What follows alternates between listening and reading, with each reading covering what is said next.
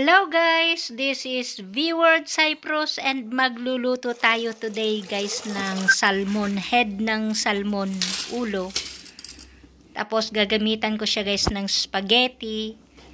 Ayan na nga guys, ang inuna ko muna dyan ay spaghetti. Pinakuluan ko muna hanggang sa lumambot. Tapos the same kaserola guys, lutuan.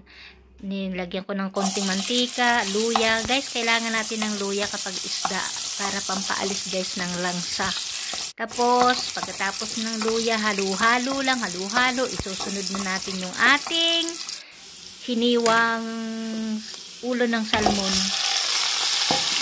Masarap siya guys kasi ano siya may omega 3. Masarap yan, maganda yan sa katawan natin kaya hanggat maaari, lagyan natin ng salmon ng ating katawan. O kahit na anong isda guys, seafoods, wag lang sobra. Yan, nilagyan ko ng tubig. At saka yung previous guys, nilagyan ko siya ng balsamic vinegar konti. Pampalasa lang yun. Yan, pinakuluan ko na. Tapos nilagyan ko ng spring onion. Design lang yan guys.